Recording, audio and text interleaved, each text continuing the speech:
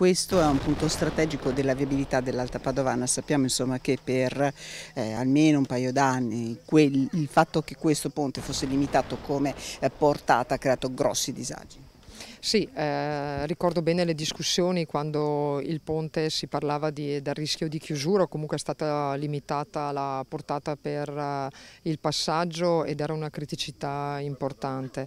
È stato fatto questo lavoro di squadra perché comunque Vaia non ha creato problemi solo nel Bellunese ma ha creato problemi veramente in tutta la regione e questo è uno di quei ponti dove si è potuto rilevare le conseguenze. Il commissario quando era ancora a Zaia ma poi anche l'architetto Soragni hanno confermato, abbiamo fatto un lavoro di squadra straordinario anche con la provincia perché l'intervento è un intervento da 4 milioni. Credo sia un risultato assolutamente positivo perché consente di migliorare una situazione che c'era prima e proprio questa è stata l'intenzione. Io avevo chiesto a Angelo Borrelli di non solo inserire la possibilità di finanziare interventi di ripristino ma anche di miglioramento di situazioni particolarmente delicate e strategiche come per esempio questo ponte. Il prossimo passaggio è quello di non farla restare provinciale questa strada. Assolutamente sì, noi dobbiamo imparare a ragionare più in grande ed essere più ambiziosi. Questa strada non può essere provinciale, ma d'altronde insomma il flusso di traffico quotidiano è la garanzia che questa è una strada ad altissima percorrenza e come tale deve essere classificata. Questa è provinciale ed è un po' una cosa strana perché comunque è un pezzo di provinciale su una strada che collega due città,